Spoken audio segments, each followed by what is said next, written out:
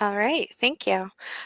So it looks like we have some traders still coming in. We're just a couple of minutes early here, so let me just take a couple of minutes to give you guys an introduction to who I am in case you don't know of me already. I've been trading full-time for 20 years, got my start in kind of the educational side of things a bit by accident. I was starting my own version of a blog about 20 years ago when I began as a swing trader, and it caught some attention, and I was offered a position to help teach some other traders at the time my style of market analysis and what I was looking at, and it kind of went from there. So I'm primarily still just a trader. I focus on stocks, equities, futures, forex, pretty much most of the markets out there. I started off as a stock trader, like I said, as a swing trader. And from there went into futures, and then as Forex became more regulated, I started picking up that as well. I ran a live trading room for over 12 years, about 15 years part-time, 12 years full-time. And so just there's a basic background from me. You've probably seen my stuff on CNBC, wrote for TheStreet.com for many years, and that's just the basic background there. So if you have any questions, feel free to ask in the Q&A box. You can see that questions box popped out there. We're just about here at 11:30, so I'm going to go ahead and get started with our presentation today. So we're going to be talking about the Phoenix. So how many of you have flip-flopped from one strategy or trading system to another, trying to find that perfect one that gives you the edge? Or did you all just stumble upon the absolute best strategy right offhand? Yes. I know usually when I'm talking to new traders, especially nowadays, because there's so much information out there that you have like a slew of strategies and styles that you can choose from. There's so many indicators out there that if you're trying to put them all onto your charts, it's basically really, really overwhelming. So the main thing that you guys are going to see about my style of market analysis is that I don't rely heavily upon indicators. When I came into trading, there wasn't a lot of education out there as far as the online trading side of things. The online markets were really just kind of starting to take off. It was the mid-1990s, so it was the very, very beginning of internet trading as we know it, and a lot of the education out there was fundamental analysis. So when it came to trying to figure out the technical side of things, it really was a lot of trial and error. So when I learned how to trade, I was very much a self-taught trader. I didn't know a lot of people in the industry. In fact, I came from a background in archaeology and art, so I really didn't know much at all about the markets. Luckily, my partner at the time did, so I got an introduction to it in that end. But going forward, I needed to figure out, okay, what makes some of these strategies work and what makes them fail? So I knew basic things like what is a bull flag, what is a head and shoulders, those typical terms that you guys are probably all familiar with. But what I didn't know was how to determine which of these flags was really going to be successful and which one was going to fail, and more importantly, why? And what were the mechanisms that went into the development of these strategies that made something that looked exactly the same on a different time frame or a different circumstance work out in one situation and then fail in the other? There had to be some reasoning behind it. So over the years, spending a lot of time just looking at pure price action, I learned that there really are these building blocks that go into creating these strategies. And once you start to learn what those building blocks are, you can use them in basically any strategy under the sun. You can apply them no matter who you've been working with to learn your trading from. You can apply them to whatever strategy that is. So if you have another mentor, for example, you can use the tools that I'm going to teach you today in today's class to apply them to those strategies as well. So we are going to be focusing upon one pure strategy that is one of my favorite ones out there. And this is a type of reversal strategy, but it's one where we are getting in at essentially the very beginning of what becomes a new uptrend. So we're going to be looking at periods in the market that will often overlap with names that you know very well, like a cup with handle or an inverse head and shoulders. But we are going to be looking particularly at that last little portion of that strategy. So with a cup with handle, for example, you're looking at a downtrend, a shift in the pace of the selling, a stronger upside move, and then what is known as the handle. So your cup with handle. But we're going to be looking at this portion of that activity. Now with an inverse head and shoulders, you've got this low for the shoulder, the head is a slightly lower low, and then you've got your right shoulder over here. Again, you'll notice that all of these, when you just look at them by themselves, look very, very similar. So when we look at the pros and cons that go into developing strategies like the Phoenix, we are looking at characteristics that overlap from one strategy to the next. So what makes a cup with handle a successful trade is also going to impact the success of something like an inverse head and shoulders pattern as well. So today we're going to be looking at the details that create this Phoenix pattern. So I gave this the name because we are basically looking at a security that is starting to rise from the ashes. This is something that has been in either a really long period of congestion or it's been in a downtrend and it's finally starting to get back on its feet. Now, when we look at the details, we're going to start by examining support. So support is one of the very, very basic things that you will look at when you're looking at a buy strategy. You want to have a currency or a security that is at a strong level of support in order to allow for some sort of reaction off of that level. So support just, is just a very generic term for a level in the market that you're likely to see some sort of reaction off of coming from the upside to the downside. So one example of that could be a gap closure. So if you're looking at a stock, for example, it might be a security that had a strong upswing, maybe gapped higher, and then you've got a pullback to close that gap. So that gap zone can become a support level. So the Phoenix here, you'll notice is, as we're seeing this stronger pullback up off of the lows, more gradual correction, and then the breakout. This happens to be breaking out of a longer channel as well. So your Phoenix here is basically a double breakout. You've got a breakout from a smaller trading channel, and then you've got the breakout from that larger trading channel as well. Now, another example is on, so this is ABBV from this last week. So another example here is on BLK. So again, very similar circumstances. We have a very strong pullback correction into a large level of support. Now, there are other reversal strategies that can develop off of these support levels.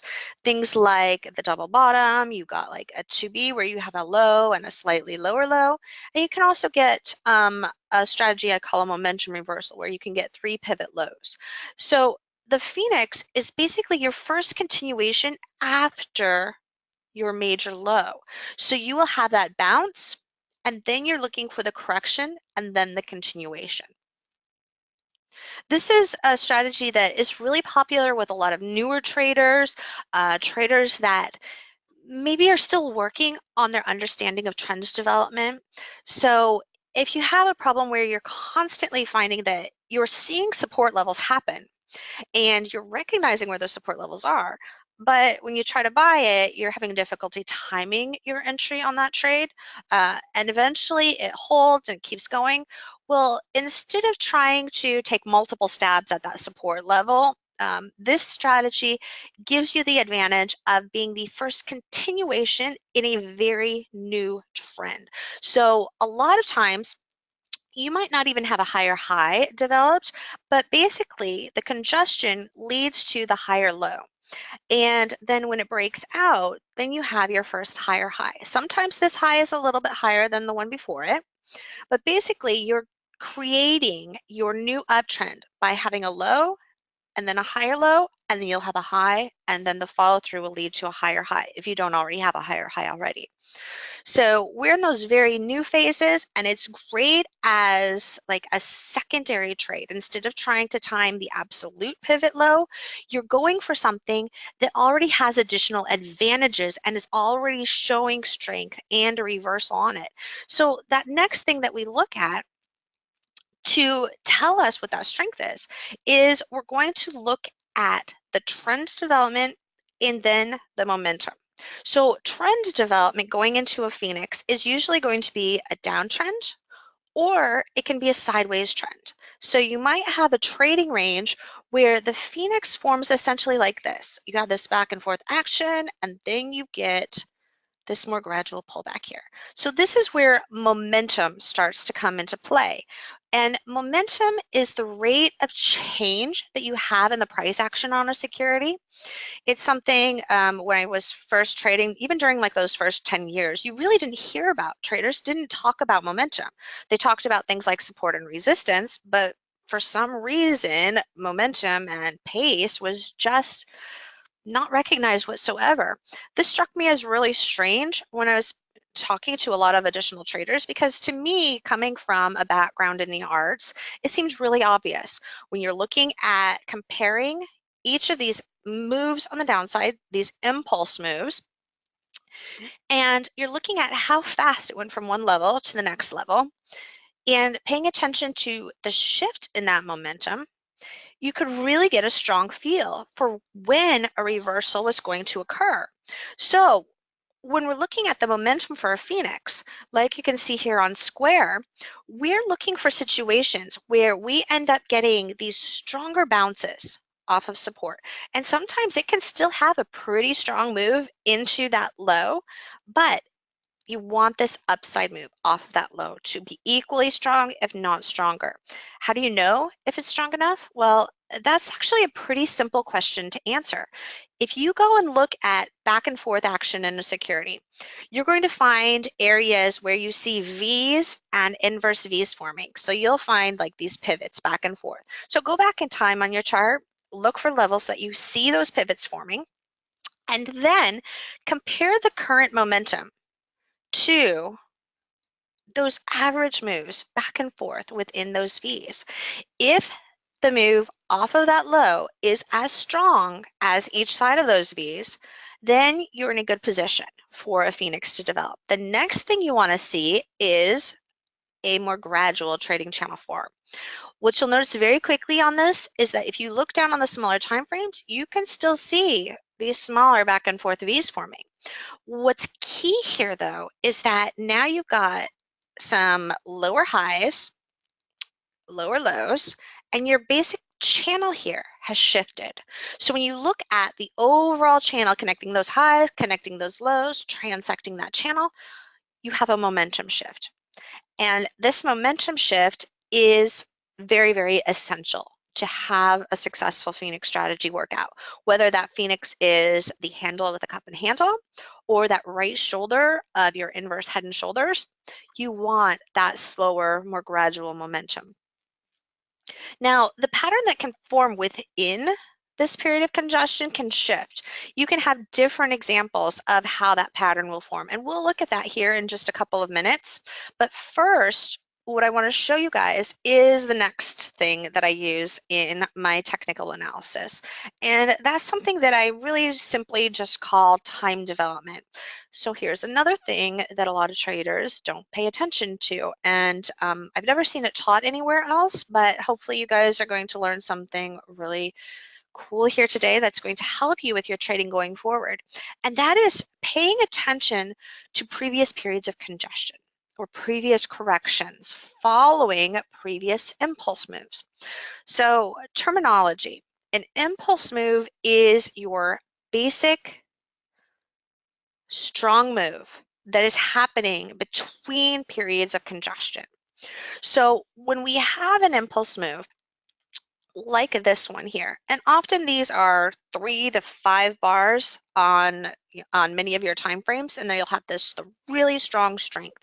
Again, if you go back to those V's and inverse V's, each of those sides is going to represent what a typical impulse move can look like.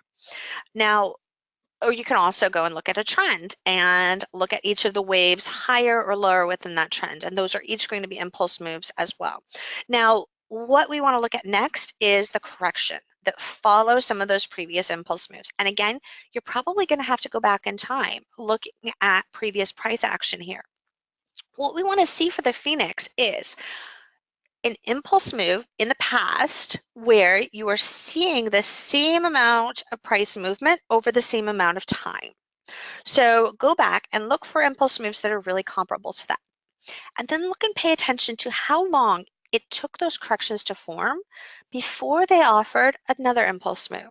So you can see a couple of examples over here. So we have period of congestion in here leading to a strong move, another period of congestion, very similar to this one, leading to another pretty decent move on the downside. So when this forms, that same period of congestion, that tells me that the Phoenix is ready, that this is an ideal location for a continuation move. Can it happen earlier? Absolutely. I mean, you're going to find cases over and over again where you have smaller periods of correction and continuations, but we're not looking at those strategies right now. We're looking at this particular strategy, the Phoenix. So with the Phoenix, we want that time development to be very comparable following similar impulse moves like this in the past. You'll see later on when this continued with a bull flag that it also offered a similar continuation move. And in this particular security SQ, that's where I had my initial trade because I wasn't here in the time that this formed because I was looking at this on the larger time frames. But I'm going to get to that larger time frame here in just a second and show you the additional strategies that I took on that. That was also another Phoenix, just on a bigger time frame. So the Phoenix is really this early first trigger. Now in the larger time frame, I couldn't see that. This was just a lot of back and forth action. So what I caught was the breakout of the channel and then the continuation of this correction here. So I was able to get in this on first continuation. Going into this, I was originally thinking on the larger time frame, oh, hey, that's where the Phoenix is. But I dropped down, could see there was a smaller version here on just a smaller time frame. And that is pretty typical. So if I went down even smaller on like individual tick charts, a lot of times you'll see those Phoenixes happen over in here too. Of course, you know, how low can you get? Well, that's something that can be a little bit tricky. But when I'm looking at securities, I'm looking for things that are coming into the support, like those gap closures we saw earlier on ABBV and BLK. Those are going to be levels that this type of action happens on. Now, when we look at the variations of this strategy, how it can form on these smaller time frames for an entry trigger and price development, there's a number of individual type of strategies that can form within this period of congestion. So sometimes it's going to be a two-wave correction. And when it's just a pure two-wave correction, ideally that second wave to the downside is going to be slower than the first. So we have that here where if we look at this channel, compared to the first channel down, there's a bit of shift in momentum. So it's a little bit more gradual. You've got a little bit more overlap from one bar to the next without, you know, some of these more back and forth moves. And so that shows me there's a shift in momentum. And in cases like that, you can use the channel break from that second wave as your entry trigger. Stop under the low. Now, another way that you can enter this trade is to look at that channel break as a whole. Obviously, this usually means if you're keeping your risk the same per trade, then you're probably going to end up with fewer contracts or fewer shares. So let's say you're risking $100. So if you've got a wider stop, you're going to be taking about half as many shares in a situation like this because your stop's going to be about twice as wide. So ideally, if you can drop down to that smaller time frame and get an entry, that's what you want to do. But of course, that doesn't always happen. Sometimes you just have to take that channel break.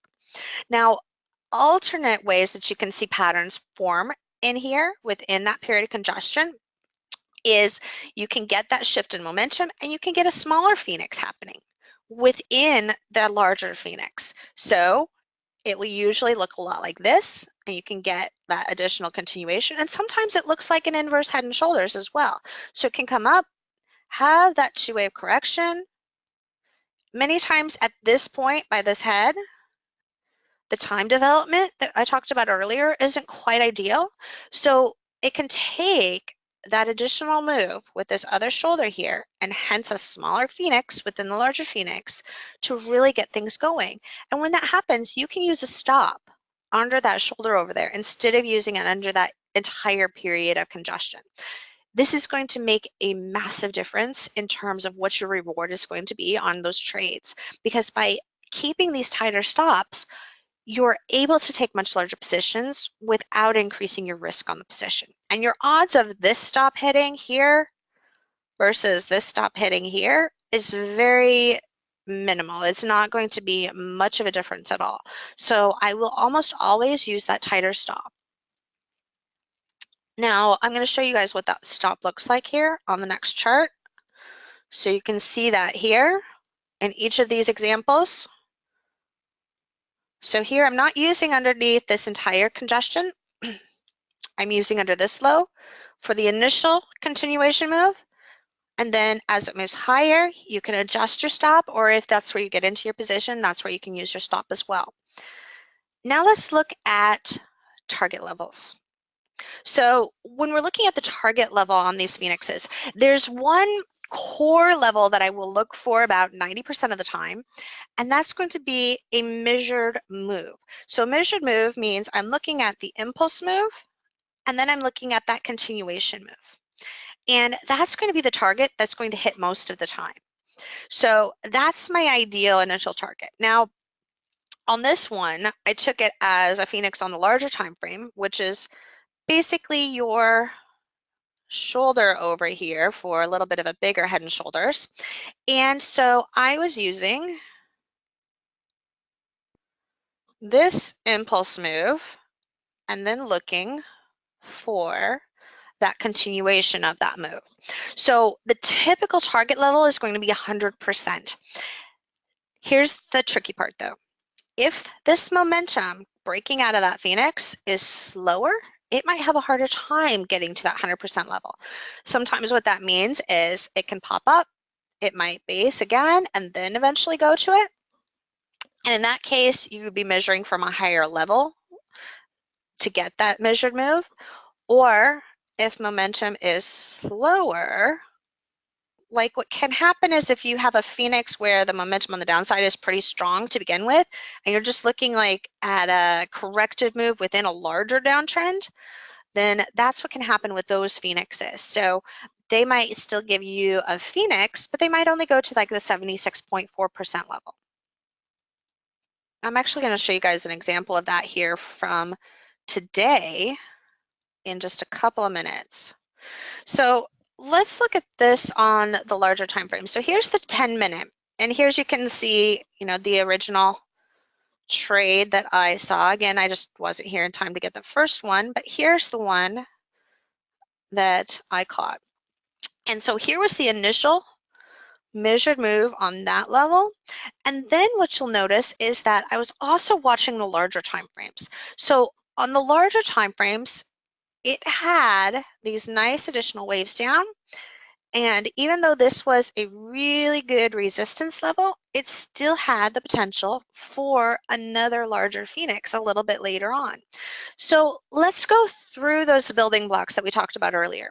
So one of the first things that you want to see with the development of a phoenix is strong support. Now, I can't show you guys what was happening here on the larger time frame on that end, but we had a really strong move off of a support level here on the daily time frame.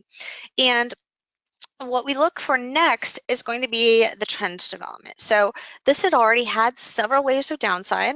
Two-wave corrections are really common. You see a little bit of a shift to start this move on the downside. So trend-wise, we already had an extended downtrend. So that meant that once we had a V where the momentum is now shifting, because compared to the previous action, we've got slower here, stronger here, slower here, stronger here, and then now we've got stronger on the upside. So this is the first clue that in addition to the support level, the first clue that we have a Phoenix potential to develop. Now, what you then have to look for is that more slower, gradual counter trend move. Here, it began pretty quickly. We had that inverse V off of the highs, but then the momentum began to shift immediately. So the first entry trigger for this larger Phoenix was the break of that second move within the correction. I don't take them if it is just this first move, because there's much better chance that I can get a stop or have to get stuck in a longer correction here. So I wait for a secondary move, a second move, and that channel break gives me an early trigger. Now here again is where that time development is important. You'll notice that when that early trigger takes place, it's about at this level where we saw the two-wave correction here within the previous breakdown following this impulse move.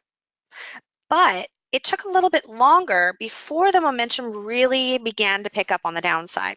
So that told me, you know what, I might have to wait a little longer before things really get going here. And in this case, things kind of were a little bit sloppy, and it went into the end of the day, and we didn't really see that continuation start until the next day. But when it hit that measured time development zone, that's when it took off.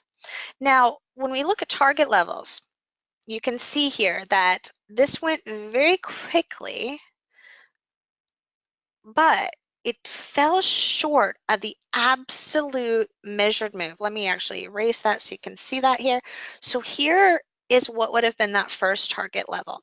And it would have been based upon that last portion of the uptrend move, that last impulse move going into the congestion. And it fell a little bit short, basically held resistance up here at that level. So what that told me was, okay, I might need to be a bit more cautious going forward. I might not get the 100% based upon that larger impulse move. Sure enough, pulled back into this zone of where the continuation triggered. This is where it's really important to not move your stops too quickly on these. Give them a little bit of time.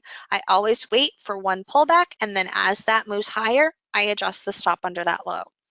So as that moved forward, that shifted the channel. So you now have a channel where when you connect your lows here and you look at your high, you've got a move that is starting to have momentum this direction. You can see that here on the 30-minute time frame.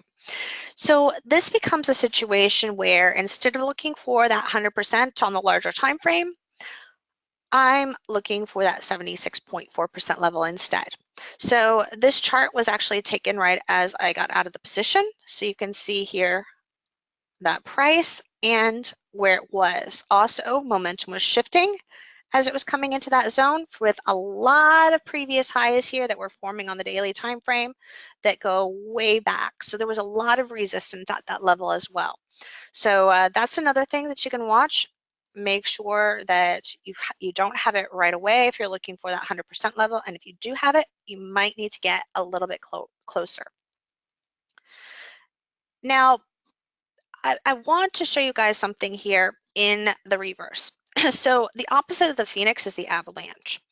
And a lot of times it's baffling to people how I can time these highs and these lows so accurately.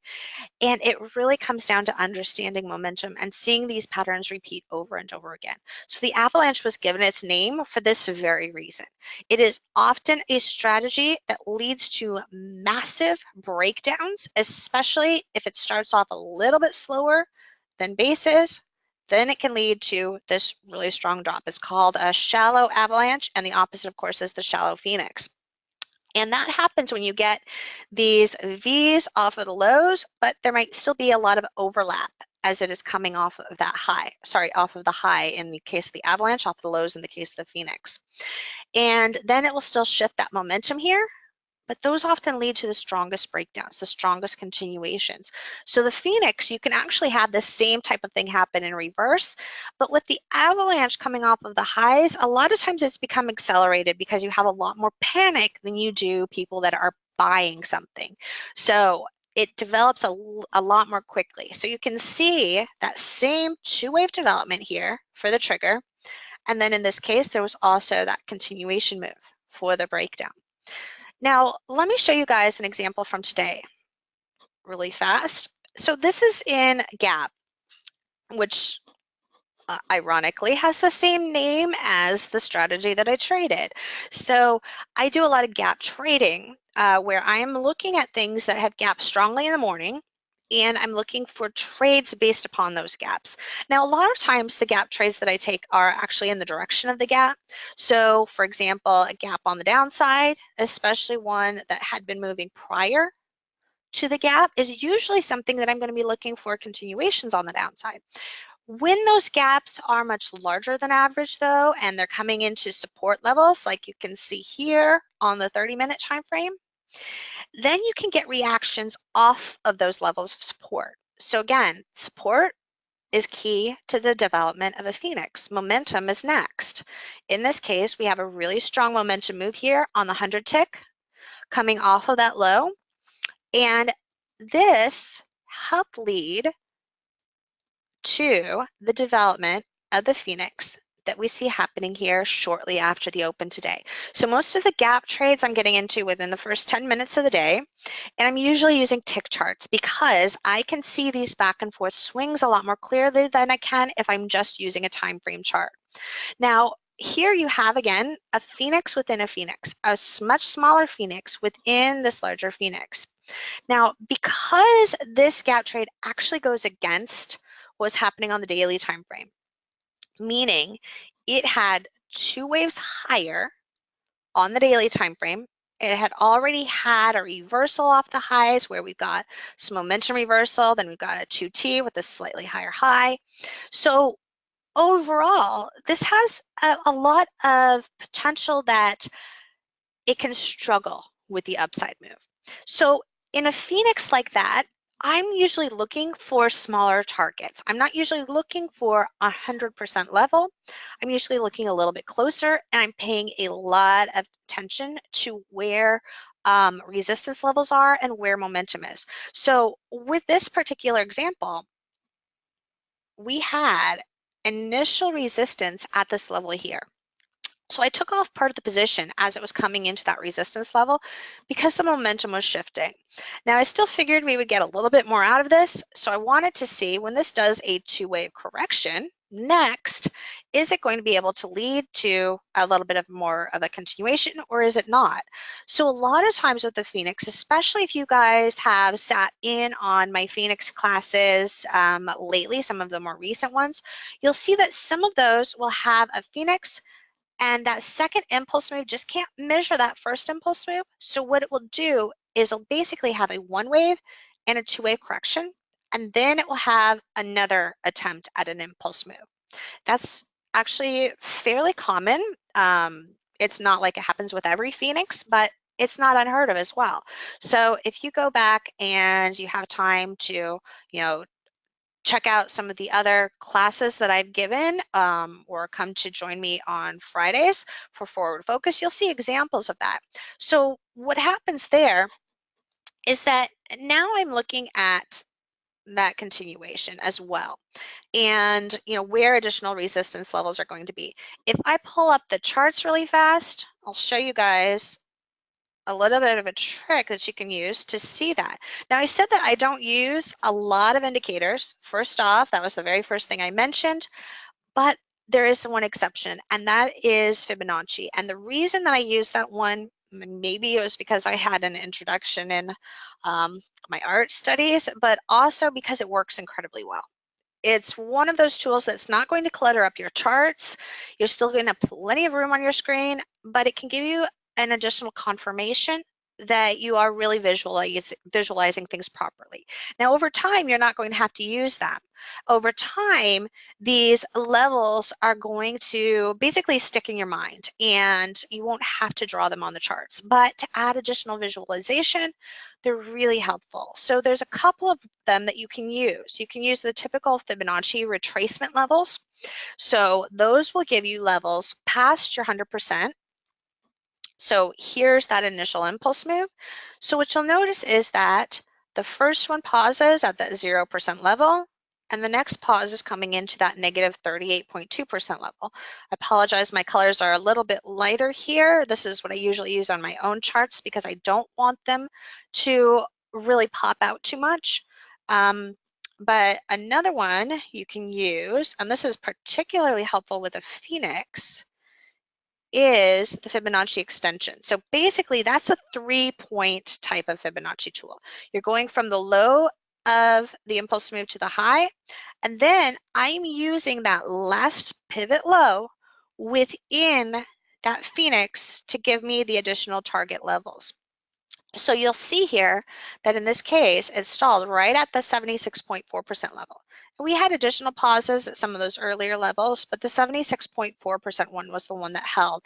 And again, that's really common when your channels start to shift.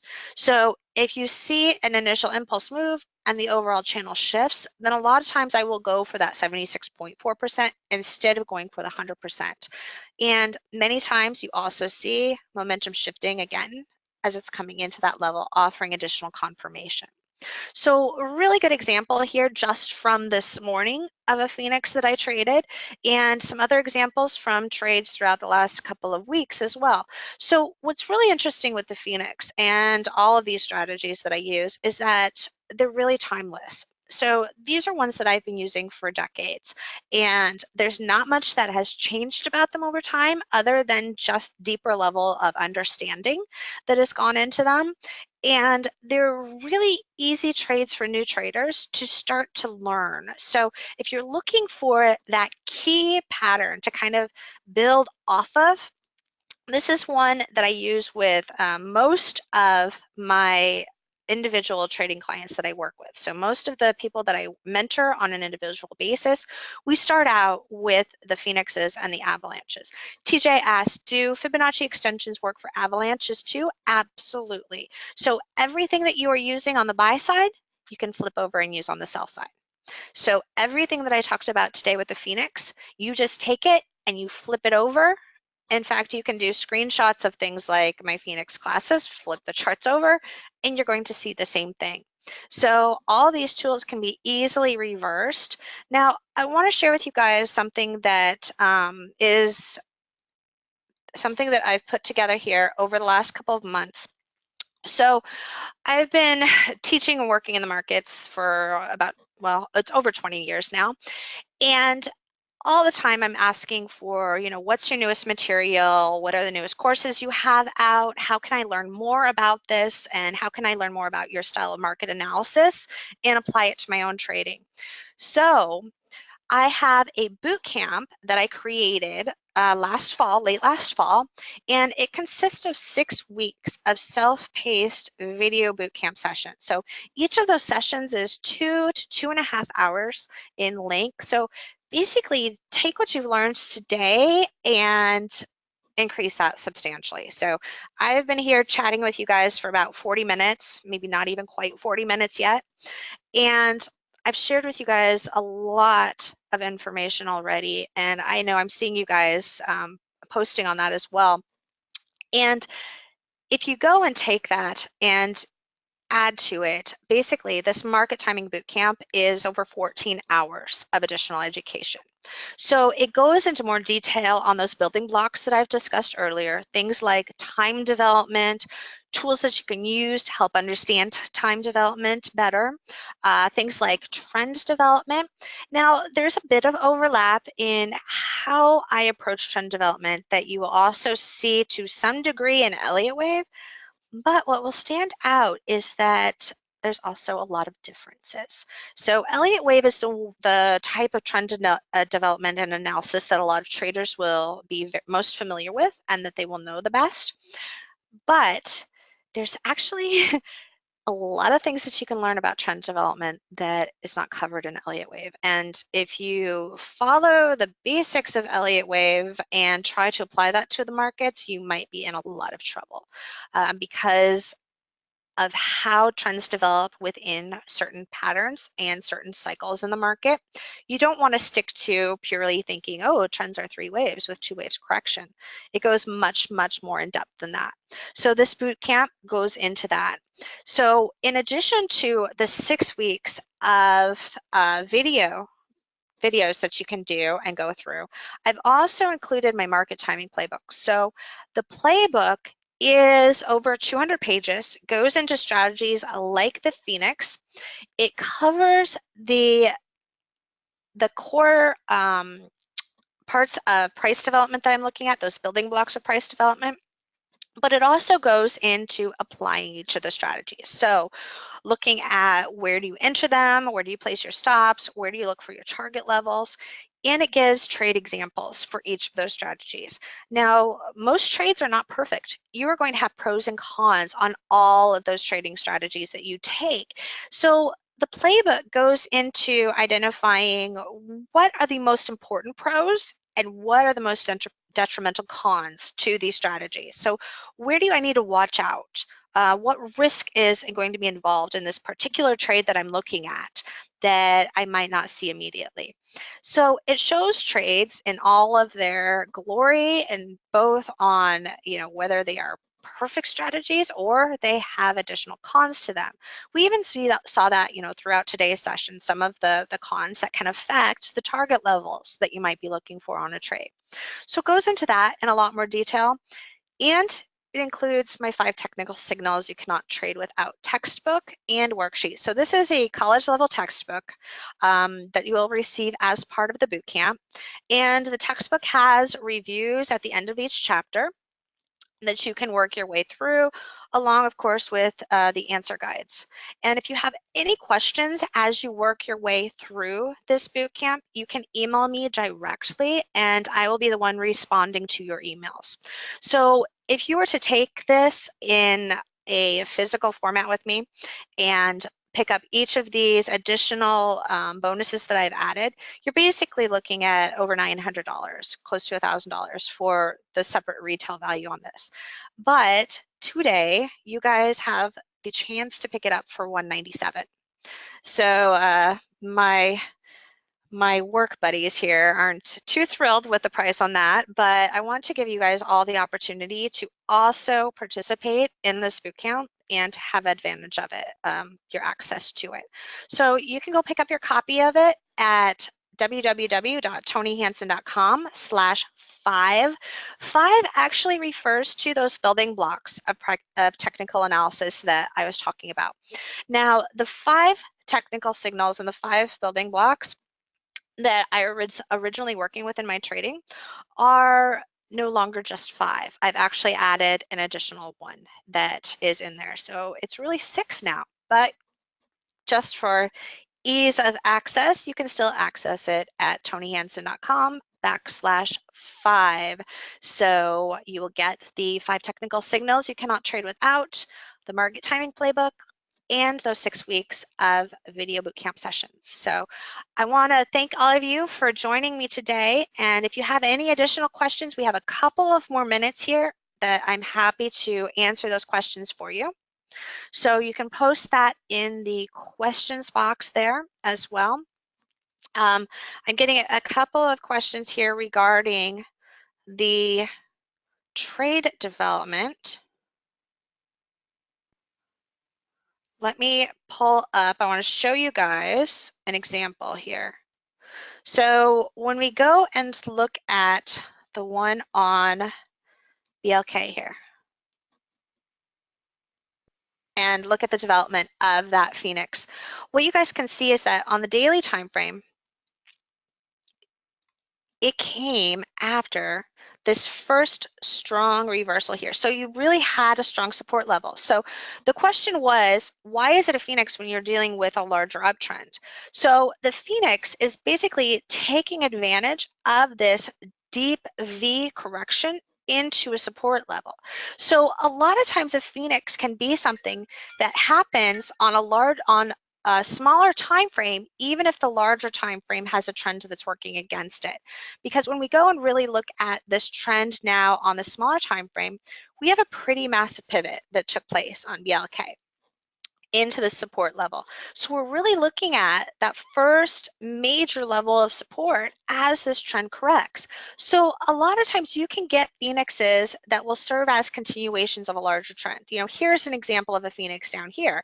This one's basically coming out of this inverse head and shoulders. Takes a little bit longer to get going, but it finally does. So it's really that first initial continuation, and it's really common after these two wave corrections.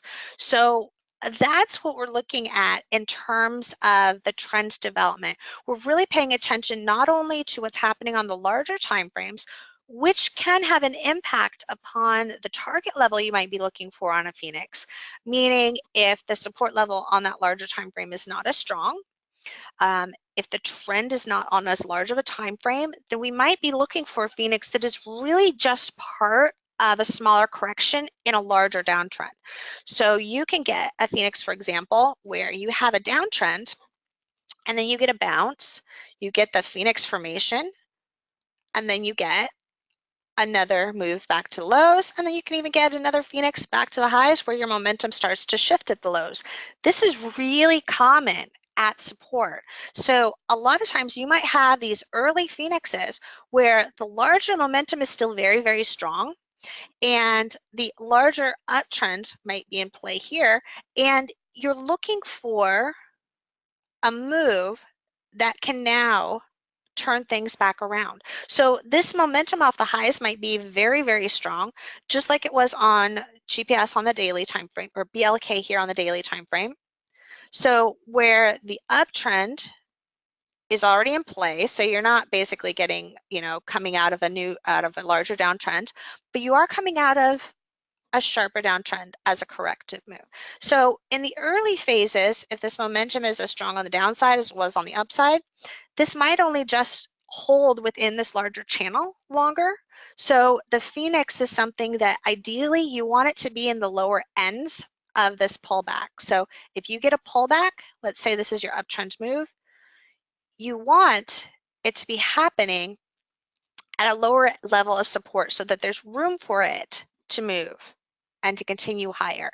If you get your first run up like this, let's say it pulls up all the way here and then bases, you might run into some trouble here at this previous high, especially if it only has one wave of correction here. So that's where trend placement comes into play. If you guys have any other questions, I'm happy to take them via email. You can email me at info@tradingfrommainstreet.com. I know I am out of time here, guys, today, but I appreciate you guys for having me, and I look forward to speaking with you again.